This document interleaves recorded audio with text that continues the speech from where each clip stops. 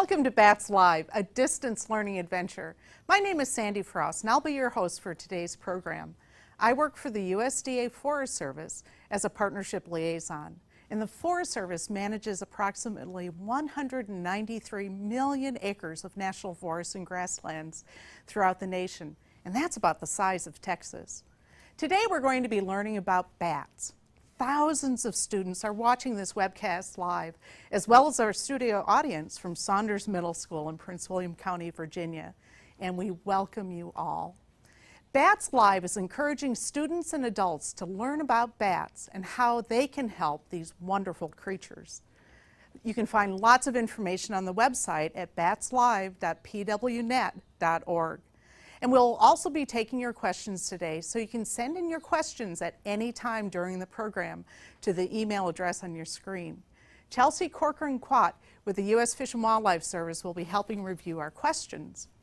And many questions will be answered by our panel of bat experts by email, and we'll have some time at the end of the program to answer your questions.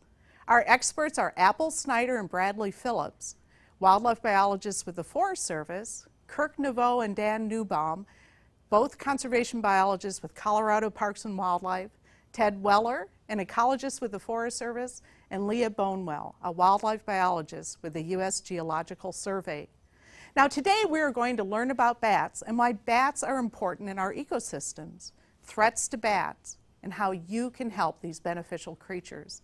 I'm so honored to introduce Rob Myas, bat biologist and founder and executive director of the Organization for Bat Conservation and author. His research includes work with the endangered Indiana bat right here in the United States, the endangered Rodrigues fruit bat in the Indian Ocean, and the threatened spectacled flying fox bat in Australia. Rob? Thanks a lot. Well, the first thing I want to say is I'm really excited to have the group of kids here, and I'm really excited to have everybody listening and watching online as well. And the first thing is, bats are truly amazing. Bats are the only mammals in the entire world that can fly. No other mammals in the entire world have ever or do currently fly. Also, I'm excited because bats are being celebrated all over the world. 2012 is the International Year of the Bat. And so the United Nations has declared that, so people in places all over the world are finding out how important bats are. So that's the first thing we're going to talk about, is how important bats are. What do our bats around here eat? What do they eat? Insects. They eat insects. Excellent, great. One bat by itself could eat several thousand insects every single night. They eat moths and beetles, which are huge garden and agricultural crop pests. They also eat all kinds of annoying insects like flies and mosquitoes, and even gnats, the smallest insects as well. Who here likes bananas? Does anybody like bananas? I usually have one every morning. How about mangoes? Does anybody like mangoes? How about cashews? Does anybody like those nuts? Well, you know what? Bats are also important because they either spread seeds or they pollinate hundreds of species of plants all over the world. So bats are also important as pollinators, not just as insect eaters, but also pollinating. And bats are part of the food chain. So bats not only eat things, but they're also eaten by things. What's a predator of a bat? Who can tell me? Who would be a predator of a bat? What do you think? A hawk? A hawk! All right, yeah. An owl? A snake? A raccoon? There's a lot of different kinds of predators, so they're part of the food chain. Well, anybody here afraid of bats at all? Is anyone afraid of bats? Okay, we've got a few people. And I bet you there's a few people watching right now, too, that are afraid of bats. Well, you know, I'm pretty lucky because I get a chance to appear on different television shows. And one of the more recent shows that I was on was Ellen DeGeneres, and it was a Halloween show.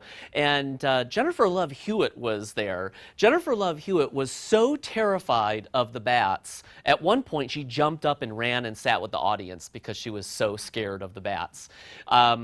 I have that same bat here today, so I'm going to be showing you that bat here in just a couple minutes. Well, you know, people sometimes grow up fearing bats because they think things about bats that are not true, so we call it a myth. And first off, bats are actually very clean animals. They're not dirty. They're a lot like cats, how they groom themselves. They'll use their tongue, they'll lick their thumbs and clean their face, or they'll groom their fur, their skin, just like a cat does. There's no bat in the world that's blind. All bats can see. Blind as a bat is not true. Bats don't need your hair for any reason at all. Bats aren't going to build a nest in your hair. They're not going to eat your hair. I'm not sure why people say put a sheet over your head if you see a bat, but they don't need your hair for anything. And vampire bats don't live in the United States. Vampire bats are real, and I brought a vampire bat, and I'm going to show a live vampire bat today, too. Vampire bats are small bats, though. They live in Central and South America, and they're one of the only bats that walk. So they can actually land on the ground a few feet away from their prey, which is usually a cow. They quietly walk up. They make a little bite with their two front teeth, and then they lick about a spoon's worth of blood. They have an anti-clotting agent in their saliva that helps to keep the blood flowing as long as they keep licking. Once they're done drinking, they walk away and fly off.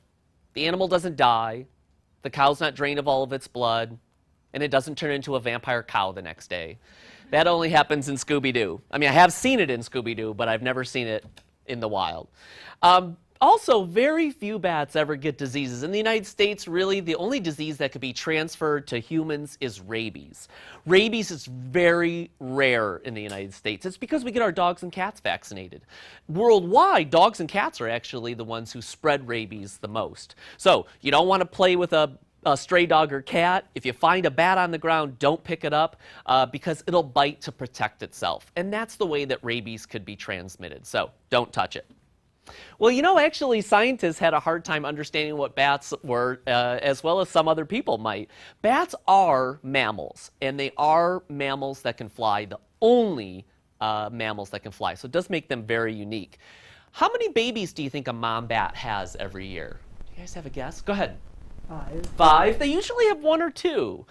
So 1 or 2 babies. Rarely do they have 3, 4, or 5. But just like a human, they could have more than 1. But it's usually just 1.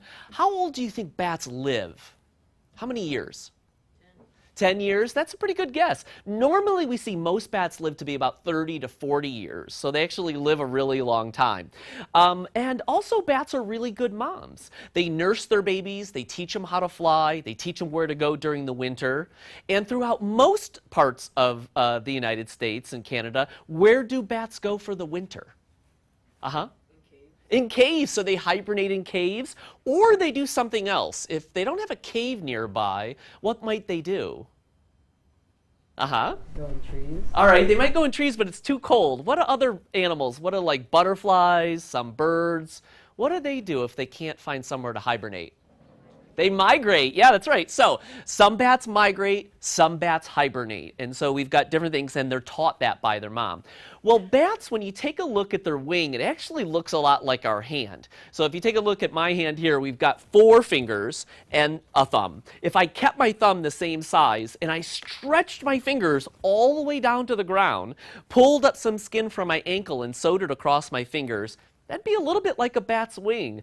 So they're not rodents. We actually classify bats as Chiroptera. And what Chiroptera means is hand wing. So the bat's wing looks a lot like our hand. If they have a tail, they also often have skin that goes to the end of their tail, and they use that as a scoop. So if a bat's flying around and they miss the insect in their small mouth, they'll use their wing or their tail membrane to catch the insect. Well, we can break bats up into 2 groups. There are small bats with small eyes and huge ears, and we call them microbats. They use sounds to fly around. Does anybody know what those sounds are called that bats make? Yeah. It's like they shoot a sound out and it bounces back. Right. So they make a sound, it bounces off of things, and it comes back. Does anybody know what that's called? Go ahead.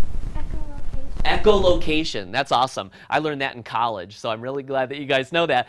Echolocation is what whales and dolphins use as well. So they make a sound, just like you said. Normally it comes out of their mouth. Sometimes it comes out of their nose. So it's made with their vocal cords. It bounces off of things, and they know where things are. They can tell a single strand of hair just by listening to their echoes. Well, on the other hand, the big bats are called megabats. The large bats have huge eyes, a dog-like face, they have a great sense of smell, and they have smaller ears compared to their head. They don't use echolocation.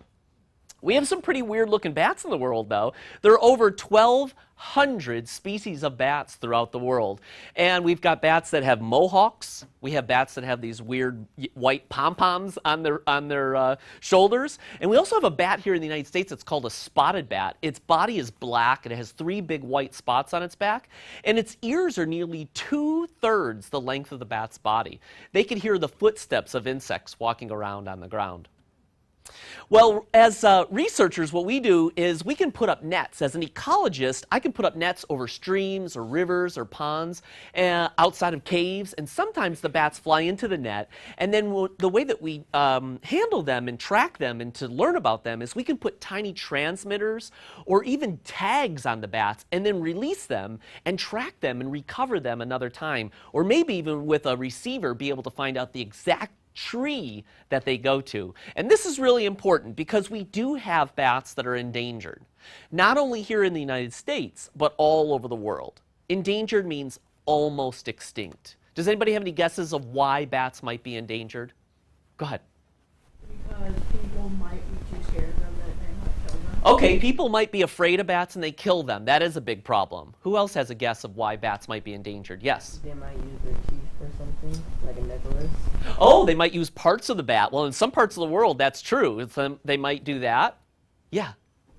Some countries might eat bats. Some people eat bats. Some countries do eat bats. Yep. A lot of predators. Okay. A few other things are loss of habitat. So the caves or the trees that they would normally live in maybe have been altered. The trees are gone, and so they don't have anywhere for them to go anymore. Pesticides and pollution. If our bats are primarily eating insects, the pollution that's bad for us is going to be terrible for the bats as well. Humans, you guys were right on that a lot of people just don't like bats, and especially they didn't like bats, and they killed bats. There's a lot of laws now that protect bats, though. And then also there's been a terrible disease. It's a fungus that's been affecting bats on the eastern part of North America, and we're going to hear more about that coming up right now. So I would like to introduce Anne Frauschauer, who works with the U.S. Fish and Wildlife Service. Anne has been a bat researcher, and now her job is to educate people about white nose syndrome. She's going to tell us about some threats to bats. So let's welcome Anne. Thanks, Rob. Hi, guys. So today I'm going to talk a little bit more about some of those threats to bats that Rob was just talking about. So we did talk a little bit about natural predators. So there are things like raccoons and snakes and owls and hawks that do eat bats. But the greatest danger to bats is from us, from human beings. So the human population is growing really fast. We need more room for our houses, and we need building materials and farms for food. So before we can talk about how we threaten bats, we also need to understand where bats live. So many bats feed and roost in forests in the summer, and they use trees. They may raise their pups there. But also a lot of bats do use caves. They hibernate there in the winter, and some bats actually live in caves year-round, and they'll raise their babies there in caves as well. So because we need more wood for building and more rooms for houses and businesses and open fields for farming, we cut down trees and destroy areas where bats can forage and roost. And with so many people, there's also a greater demand for electricity and transportation. And burning fossil fuels like coal and gasoline create heat-trapping gases that get added to the Earth's atmosphere. And this is causing our climate to warm. And that also causes some other changes like stronger storms. So bats are also losing their habitat when things like hurricanes or strong wind events knock down a lot of their roosting trees. So if you have a chance, you might consider encouraging people to leave dead trees standing. Not all dead and dying trees need to be cut, and they provide habitat for a lot of kinds of animals, not just bats. A lot of bats have also learned to adapt to human places by using abandoned structures like buildings. So when those buildings collapse or are torn down to make way for new buildings, those bats that have moved into those houses lose their habitat and have to find a new roost. And a little bit later, we'll talk about how you can build a bat house or buy a bat house so you can provide some habitat for bats that may be losing their habitat.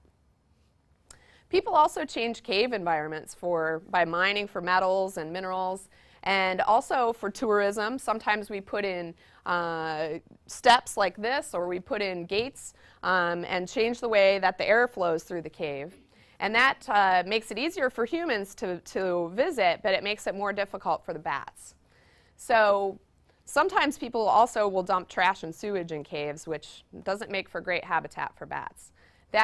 The agency that I work for, the U.S. Fish and Wildlife Service, we work with lots of other agencies like the U.S. Forest Service and bat conservation organizations to install gates also that help to allow bats to safely go in and out of caves but prevent people from going in and disturbing. And this has protected a lot of caves and preserved a lot of bat hibernacula. Pollution's also a problem for bats, like Rob mentioned. Humans add a lot of chemicals to the environment that can be harmful to us, but also to animals like bats. And we just talked about how bats eat a lot of insects. They actually eat tons and tons of insects. So many farmers apply pesticides to help keep insect damage under control on crops. But when bats drink water that's has pesticide residue, or eat insects that have come in contact with pesticides, those chemicals can build up in their bodies, and they can also pass those along to their babies, their pups, through their milk. And those pesticides can cause bats to become really sick and die. And sometimes other toxic chemicals are byproducts of things that we do as humans, like mining and sewage treatment, and we try to contain those and make sure they don't get into our water supply by storing them in ponds. Well, standing water is how bats drink. They'll fly down and drink the water off the ponds. And so if they drink out of these ponds that have the chemicals in them, they can pick up those chemicals and they can get sick and die. So it's really important for us adults to use pesticides sparingly, and we can all work together to help make sure to support clean water in the environment for our health and the health of bats and all other wildlife. And air pollution also is a big problem for bats. So we keep burning those fossil fuels to do things like create electricity, and that releases a lot of gases and chemicals that are toxic to animals, including bats.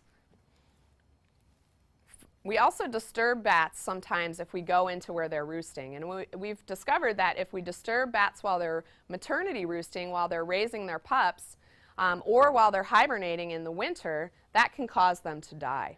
Some bats, like the gray bat, roost and raise their young in caves, so if we go in there and we disturb those bats while they're roosting, it can cause the mother bats to abandon the babies, and then they die. They take a lot of care, just like human babies. And some bats roost in abandoned buildings, or even in attics and rooftops of homes and schools and churches that people may still use.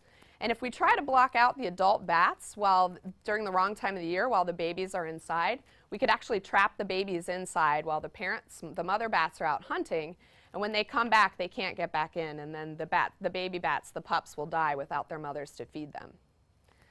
And a hibernacula is a place where bats hibernate. Oftentimes it's a cave or a mine. And some bats use hibernation as a way to survive the cold winter months. Rob also mentioned that some bats migrate. So during those cold months when no food is available, right before then the bats will store up a big layer of fat, and then they'll go into hibernation. And when they go into their hibernacula for the winter, they slow down all their body systems like breathing, their body temperature, and their heartbeat to conserve energy and keep that fat through the winter. They actually allow their body temperature to drop really low, right around the temperature of the surroundings, as long as it stays above freezing. So in many caves in the US, that's around 55 degrees Fahrenheit year-round. So just like us, our body temperatures are similar to a bat, but they lower it down to about 55 degrees. They also slow their breathing way down. They may only breathe 1 or 2 times a minute while they're hibernating, and their heartbeat goes from 400 times a minute, which is much faster than us, down to about 10 beats per minute. And while they're hibernating, they do wake up occasionally. They move around, they might get a drink, and maybe they find a little bit better spot to hibernate. And by slowing down all these systems, they can save this energy, conserve that fat through the winter, and make it through to spring when there's food like insects and water available for them again. But if we disturb them while they're hibernating and we cause them to wake up, we can cause them to burn through a whole month's worth of fat that they've saved up. That could definitely cause them to die if they can't make it through the winter because they don't have enough fat now. So many caves are protected so that people can't disturb bats while they're hibernating. There are also people that enjoy going into caves and exploring, and cavers have gotten together to adopt rules so that they respect the bats and the unique ecosystems found in many caves. So with more people on the planet too, we require more energy. And to try to reduce our dependence on burning fossil fuels, humans have invented a lot of ways to produce renewable power by capturing the energy of the sun, the water, and wind. And one way that humans have harnessed wind power is by building wind turbines. These giant windmills can be over 400 feet tall, and the spinning blades can cover the size of a football field in the air. So they're huge. And it's really important for us to continue to explore ways to create energy that doesn't cause us to burn fossil fuels. Unfortunately, sometimes wind turbines can cause the death of bats and birds. So it's important that scientists work with the wind energy developers to reduce the risk of accidental deaths to bats and birds. Luckily, scientists know that by selecting the right locations and turning windmills off when it's high risk to bats, we can really reduce that number of accidental bat deaths at many wind sites. One of the biggest threats to bats coming from a new disease that's called white nose syndrome, and it's wiping out hibernating bats in North America. It's actually caused the death of over 5.5 million bats. White nose syndrome was first discovered by scientists in 2007, and it was named for the white fuzzy fungus that grows on the bat's muzzle, wings, and tail membranes. The disease is caused by a fungus called Geomyces destructans. We didn't even know that this fungus existed before bats started getting sick with white nose syndrome. The fungus only grows in cold, humid environments like caves and mines where bats hibernate, and it won't grow above about 70 degrees Fahrenheit. So our body temperatures and our pets and livestock, we're just too warm for the fungus, so we're really not at risk from this disease. But if you remember a little bit ago when I was talking about hibernation, I told you that the bat's body temperature drops really low to right around the cave temperature when they're hibernating. So they're down at about 55 degrees, which is just the right temperature for this fungus to start growing. And the fungus actually grows down into the bat's living tissue and causes the bats to wake up while they're hibernating and burn through their fat reserves, and they go out of the hibernacula in search of food and water. And it's winter, so there's really not any insects around. A lot of the water is frozen, and most bats will freeze or starve to death. And death rates from this disease are really high. Excuse me. Scientists have documented up to 100% death rates at some sites in the Northeast in the U.S. And so far, 6 kinds of bats have had the disease out of the 46 kinds of bats that live in the United States. But there are 26 kinds of bats that depend on hibernation to survive the winter, so it's possible that all of those types of bats here in the U.S. are going to be at risk from this disease if it gets into their hibernacula. We do know that bats can spread the disease to each other, but we also think that the people can probably spread the fungus too. So scientists have found the spores of the fungus on the clothing and footwear and gear of people that go into and leave caves and mines that have been infected with white nose syndrome. So one way we can try to control that is by limiting access to caves and mines where we might be able to prevent the accidental spread of the disease by people carrying the fungus a lot further than bats can take it themselves. Scientists and cave explorers should always decontaminate their clothing and their footwear and gear to reduce the accidental transportation of the fungus. Scientists have also learned a lot about white nose syndrome recently.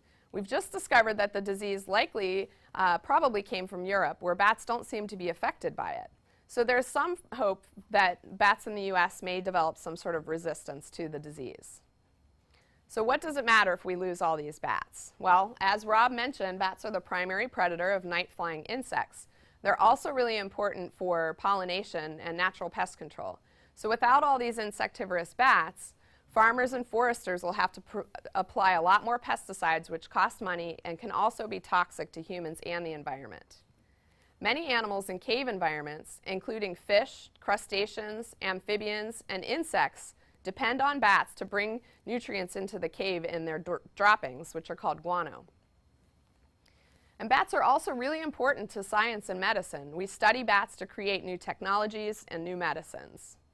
And lastly, bats are pretty cool. Watching bats flying around at night is really amazing. And a lot of people really enjoy to watch bats in their backyard. So we should all work together to help protect bats. Gosh, and you know, it's really difficult to hear about all of the threats to bats. So let's take a little time and talk about what you all can do to help. But before we do, I just want to remind everyone to keep their questions coming in. You can send them to the email address on your screen, and our experts will reply to you. And while we're getting questions, please tell us, Rob and Ann, how we can help bats. Yeah, thanks, Sandy. Actually, there are a lot of things that we can do to help bats out. One of those things is pretty simple, recycling.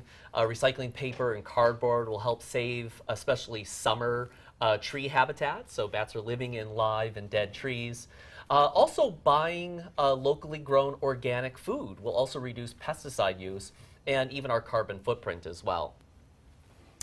Things like protecting wetlands, forests, and caves will also help to ensure proper roosting locations for bats. We should avoid caves and mines where bats are roosting. Planting a wildlife garden can also help attract bats, which will give bats food at night. Attract moths, which will help give bats food at night. You might also consider becoming a scientist. You could get involved in bat research or wildlife and habitat conservation. It's also important if you have bats living in your house to, there are ways to humanely evict them. So one thing is you can put on some type of one-way funnel or flap when the bats are not hibernating and also when they're not having their babies. So spring and late summer or early fall are great times. And there's a lot of great websites that can help to lead you through that process as well. And providing them an alternative. You know, bat houses are a great way to, one, keep bats living in your house, but also to give them somewhere else to go so they're not in your attic or behind your shutters. So this is a bat house right here, and you can see that it has a landing area that the bats can land on, use their toenails, and climb up on the inside. Those spaces are really important because they are so small it keeps predators from reaching up in there and grabbing them. So our bats around here are very small. How many bats do you think could fit in a house this size right here? What do you think? 10. 10? More than 10. What do you think? 30. 30? You know, I see anywhere from 10 to 30, but I've seen almost 100 bats fitting inside this. And wait till you see how small our bats are. But you know, not only the right design, but also the right placement is really important. So about 15 feet off the ground, facing an open, sunny location. And either on the side of a pole, on a pole or the side of a building works great. So the peak of a garage or the side of a chimney. And you can even take a strong flashlight and just look up on the inside during the day. I usually start looking in April, and you can look all the way through the end of October. Just look up on the inside. But the best way that we can help is to teach other people about bats. That bats are very beneficial. They're in danger of becoming extinct. Also, we should all consider joining a bat conservation organization. I was so interested in conserving animals, and especially bats, that I started the organization for bat conservation. But also, Bat Conservation International, based in Austin, Texas, is another great group that supports bats throughout the world. And there are also many local organizations as well. So we all have to act and work together to save bats. Thank you, Ann and Rob. Those are really great ideas, and I hope our students can think about these ideas and see how you might be able to help bats. I just want to remind our audience that we'll be taking questions, so please keep them coming into the web address at your screen. Now we have a really special treat. Rob has brought some of his bats, and he'll show us several species. Take it away, Rob. All right, well, I'm sorry that all of you can't be here right now. But it's thrilling for all. There's actually some people that are scared here right now. I do want to let you know. But anyway, I'll tell you one thing first off. Ann and I are trained biologists. We are handling bats with our gloves on, but these are rescued bats. So at the Organization for Bat Conservation, we do work with bats that are either injured or orphaned. So I'm going to take out the first bat right here, which is a local bat. And he's making a few little sounds. So he's probably a little annoyed that I just woke him up, and now he's all right. This is called a big brown bat. Believe it or not, it's a big brown. Most bats are actually smaller than this bat, and I'm going to hand the little bat on to Ann. He does have a wing that's injured, so he can't be let go into the wild. Big brown bats will live to be around 30 years old. They have 1 or 2 babies once a year, and I'm going to give him a little something to eat here, and hopefully we'll get him to see if he's hungry. I gave him a mealworm. Yep, it's a larvae of a beetle. And are you interested in all in that? Here, let me see if I can take him back real quick. Okay. And see, okay, there we go. We loosen up his grip just a little bit, and we'll see if he wakes up. The lights are a little bright, but notice how tiny this bat's eyes are and how big the bat's ears are. So this bat uses echolocation as it flies around. And, oh, there we go. Now we've got him eating. And what they do is they give off these high-frequency sounds so that they can tell a single strand of hair. Well, I'm going to turn on a bat detector so we can hear the bat's echolocation. So as a researcher, those bats are flying around. It's pitch dark outside. We can't see them either. So we use bat detectors to be able to hear their echolocation. So first with this sound, that was just the bat crunching on a mealworm. Now if we loosen up just a little bit on him and move him around a little bit, and I'll take him back. Okay. Now we'll get him. Oh, there he goes. Usually when they get transferred. So this bat right now is echolocating. He's probably saying, give me another mealworm. I don't think so. I think he's probably just trying to get a good idea of what's going on, who you are. So he's echolocating. And that's the way that they are able to avoid running into things. They communicate with other bats, and they can navigate the nighttime with as well. So we're going to go ahead and put that bat away, and we're going to move on to a megabat. So that was a microbat, small eyes, and huge ears. Lots of little sounds. All right. This next bat is a megabat species. So this is Congo. Congo is a straw-colored flying fox. Were you expecting him to be this big? There were some gasps here. All right, so Congo is, notice what you should notice about Congo right away is that he looks like a Chihuahua. He looks like a little dog. He's got a long nose and big eyes.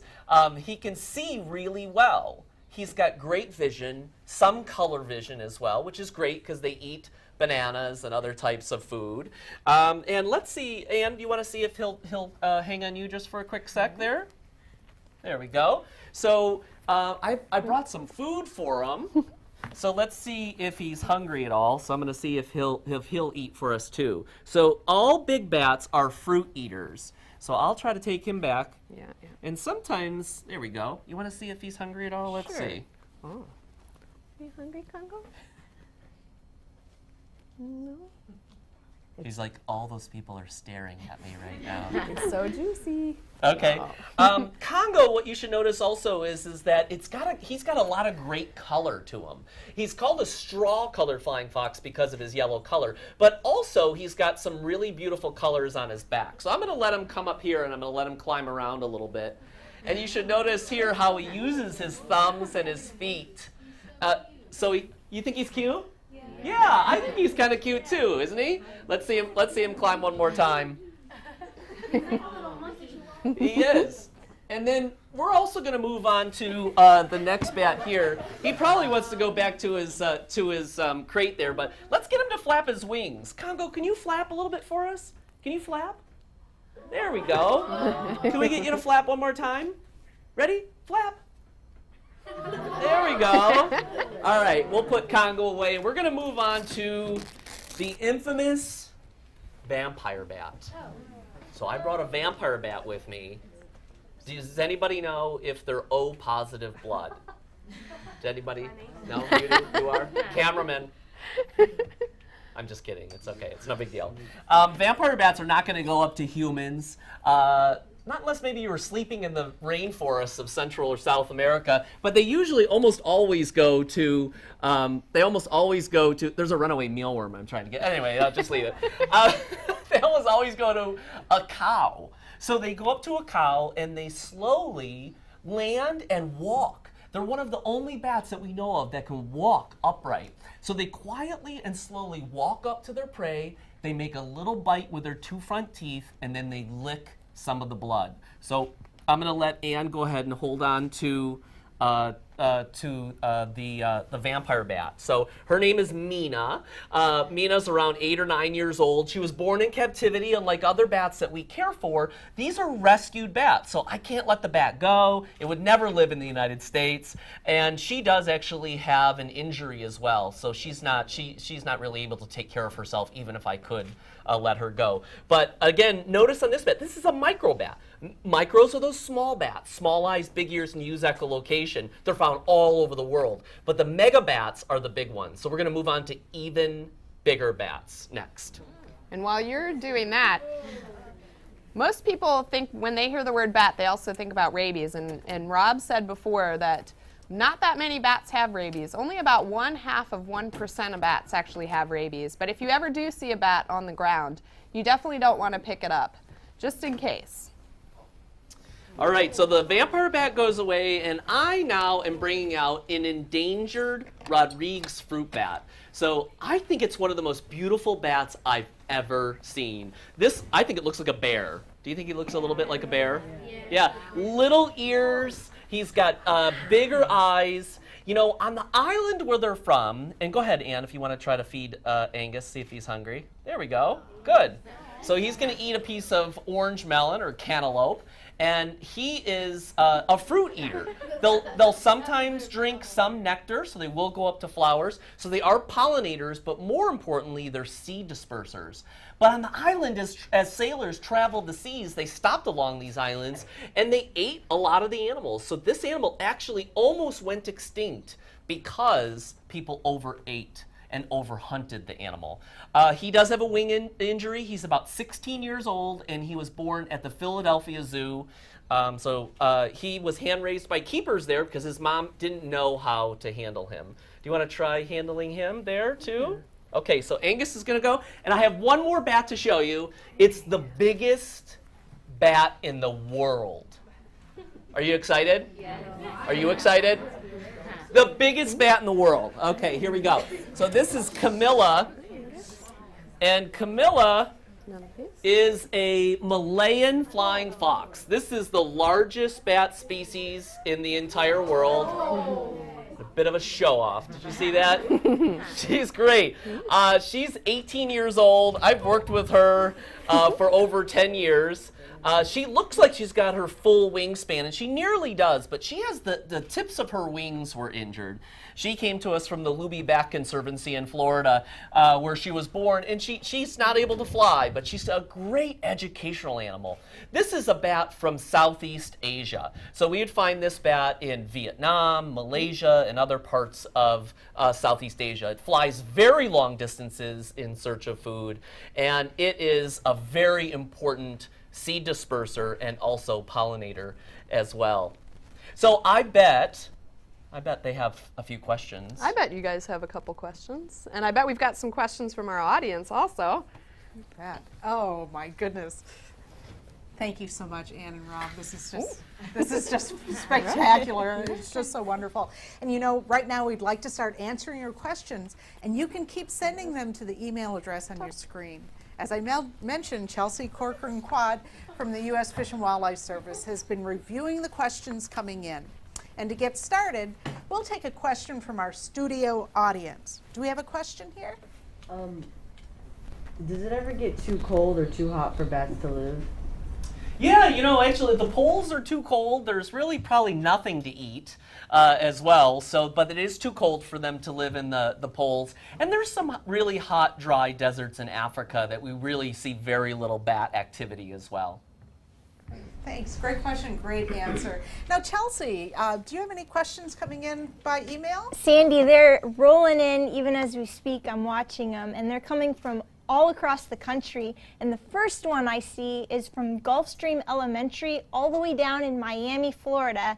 And their class was wondering what kind of impact on the environment will occur if bats do become extinct. Oh, that's a great question. I think we can Do it together. probably tag team I know, it. we can probably do that together. Yeah. Well, bats in general, that's huge. We could say bats in the United States, so why don't you take that one Yeah, first? and actually because of white nose syndrome, it's possible that we could see some regional extinction of bats, particularly in the Northeast, where there's been a lot of mortality. Actually, our scientists have done some modeling and think that it is possible that the little brown bat could become extinct in the northeastern U.S. in the next 10 years. And that bat is really widespread, and they eat tons and tons of insects. So that could have a big impact on our agriculture and our forest products industry. And as this disease continues to spread and impact more bat species in the Midwest and Southeast, and as we move west in the U.S., it's possible that we could see more bats becoming extinct and see a greater impact on our agricultural and forest industry here in the U.S. And worldwide, you know, bats are pollinators, they're seed dispersers, they're part of the food chain. So like I showed you Congo, he is a keystone species in Africa. So that bat is really important for spreading seeds across the entire continent of Africa. So there could be huge impacts if bats went extinct. Thank you. Okay, Chelsea. we've got another one, and this one's coming from us from Chicago, from third graders at Christ the King School. And they would like to know, why are bats not able to sense or warn each other that their cave or their habitat isn't safe from this white nose syndrome? Wow, that's a really great question. Well, bats actually do communicate really well with each other. They use all different kinds of sounds and noises to communicate with each other. And we haven't seen bats communicating specifically about the disease that we know of, although bats are moving around and moving to different caves when the disease gets there. So we do wonder if the bats are somehow aware that this cave is not becoming safe, and they may be moving to different sites within that cave or different caves to try to get away from the disease. So we'll learn more about that as we discover more about this disease. Great. Thank you, Chelsea. And let's go to our studio audience. And let's Well, let's do I've got another a one, lot Chelsea. more. You've got a bunch. This Thank one you. is from Mrs. Wentz class in Grand Blanc, Michigan. Since bats' wings are made out of this thin membrane skin, does it ever tear and make it hard for those bats to fly? It can tear, and most likely it's going to tear either probably from a couple of different reasons. Either predators will try to grab them, or if they do get a hold of them, their wings will often tear. Or it could even be what they land on. So sometimes it could be barbed wire or something like that they can end up tearing it. And the bat's wing is very thin. If you want to know how a bat's wing feels, just close your eyelid and touch the skin that covers your eye. That is really how a bat's wing feels. But if they get a tear, they're probably then food for predators. If they get a little hole, I've seen bats flying around with holes. They can still fly, and that'll heal over pretty quickly. Great. This one here is from Mr. Olson's fourth graders all the way up in Washington State, and they would like to know, if a bat is kept as a pet or in captivity, is it possible it will live longer than in the wild? You know, we found most longevity records actually in the wild. We've found a few in captivity, but I think caring for bats in captivity is really far more complex than we might know. And so we see sometimes the same amount, sometimes less, sometimes more. So it's kind of all over the board. Just depends. Great. And Chelsea, we're going to go to the studio audience. So Great. do you have a question? Why are bats always upside down? Good question. You want me to answer No, that? yeah, go. Oh, okay. Well, you know, I mean, what I think, it could be fun, but I think primarily is that they, their hips are so thin, their bone mass in their pelvic girdle, our pelvis that holds us up, is so thin, only about a third of the size of what it should be to hold up their large upper body. So you can see the bats have a large upper body to be able to fly, but their bone mass and their hips are very thin, and that was probably an adaptation for flight. Great. Thank you. Thank you. Chelsea, can we go to you for a question? Absolutely. Jesus Collins in Fort Wayne, Indiana wants to know if bats have venom or poison. Do bats have venom or poison? None that we know of, thank goodness. As a bat researcher, I don't want to be that one to find out, I guess. And I've got another one here. Cassie Scoble at McKinney School in Hillsboro, Oregon, wants to know if a small bat has really big ears, how it flies and keeps its balance. A bat with really big ears. You know what's really interesting, on some of those big-eared bats, they're actually able to fold them back. So they even go into like little tiny crevices to hide. So some of these big-eared bats live in very small rock crevices, and they'll be able to fold them back. And there's just really, you know, again, they're soft skin. But they can also keep them up. So they're flying sometimes 15, 20, 30 miles per hour, still needing those big ears, those big satellite dishes, bringing in those sounds so they don't run into anything. I think it is actually a pretty interesting adaptation, an interesting part of their body, and I really like that question, but I bet you there's not much research known, so like Ann said, become a bat scientist, and you figure it out. There you go. I mean, that's one of the cool things that we all love about bats, is that we don't know a lot about bats, so this has really helped us over the years stay really motivated because we have the same kinds of really cool questions. Oh, that's great. Let's go to the studio audience. When are bats most aggressive? Oh, wow. Me again? Well, I mean, Bats are most aggressive probably when you grab one. Yeah. I would assume. No, when predators are going after them, you know, bats really are not aggressive. They're really calm, easygoing animals. They would much rather fly, you know, the fight or flee. You know, they're not a fighting animal. They don't have poisons. They don't have big stingers. They don't have giant teeth or something like that. So in general, they're going to try to get away. So they're really not aggressive. But obviously, if they're attacked by a predator, it could be us. You find one on the ground, it's going to bite to protect itself. I would never be concerned about a bat like flying down and landing on you or something like that. Thanks. Chelsea, can we go to the emails? Yes, I actually have one for Anne, and this is from Mrs. Durgan's class at Meadowmack Middle School, all the way up in Waldoboro, Maine.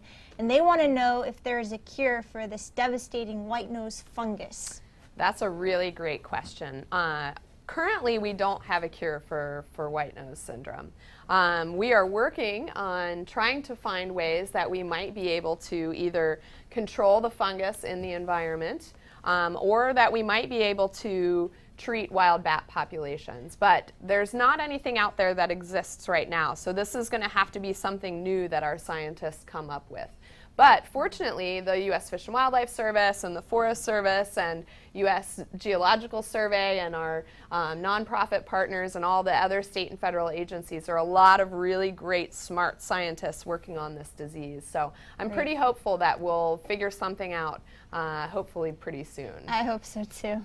The other good thing that Ann was saying as well, I mean, there's some positive sides. One thing is that it is only affecting bats that are hibernating. And right now we're hoping that this fungus really doesn't morph into something that affects tropical bats as well. So hopefully the bats that I said earlier that are solitary, that are migrating species will not be affected by this fungus. And hopefully none of these tropical bats, where most bats are from the tropics, hopefully none of these tropical bats will be ever affected as well. Great. And Chelsea, another email question? I sure do. This is from Rebecca Conger's class at Indian Creek Elementary in Indianapolis, Indiana. And they want to know, when the bats are flying and they catch those bugs with their wings, do they stop to eat them, and how do they go about eating them? Some bats do stop to eat them, so not usually like the ones that they can grab, but sometimes they do. Especially the big ones. So there are bats that are called gleaners, and they'll come down and land on the ground or glean or take something off of the ground. That's usually something pretty big, and they'll take it off like a big grasshopper or something like that. They'll take it off somewhere, and they'll go up into a tree and they'll eat it there. There are other bats that eat things like scorpions, and they'll do the same thing. But most bats are aerial feeders, so they're eating on the fly. And so they're consuming, and they need to consume a lot of insects, partly just because they're flying, but they consume them in flight. So like I said before, they'll use their wing, and they'll just kind of scoop and eat and just keep flying. Awesome. It's really cool to watch. Angus is doing a really good job of showing us his hand wings right now. Right. You can see can you see all of his fingers in there? Maybe you can stretch one out. I just know. Yeah, so yeah, they didn't. Oh, maybe not. Doesn't really like it. But. He just was doing it spontaneously for a minute. Great. Well, let's go to a question from from Saunders, and Go ahead. What's like, how much does a bat, like how much insects does a bat normally eat in a day? And really, how much do bats eat? And they eat a wide variety, so there could be as much as about half of their body weight in insects, where fruit bats could be eating 2.5 times their body weight in fruit. So we've got a big variety of, I guess, amounts of their food. Some mom bats, so they're nursing or they're raising their babies, need a lot more nutrients, so they could be eating their entire body weight. And the number of insects would be different depending on the types of insects that they're eating. But in general, we say most bats will eat about 2,000 to 5,000 insects a night. But fruit bats, like I said, could eat 2.5 times their body weight. So if you weigh 100 pounds, you have to eat 250 pounds worth of food to eat as much as a fruit bat does in fruit every day. A lot of fruit. Wow. And Chelsea, from the email. Noah Collins, he's a student in Irving, Texas, would like to know what materials he might be able to use to construct his own bat house in his backyard. You know what? I've worked with a lot of scouts and groups too that actually use donated. What do you call those things? You put something pallets. Yeah, the thing and the stuff. Okay, pallets, donated pallets, or work with also local lumber yards or even deck builders because they've got scraps. You could get your supplies for free.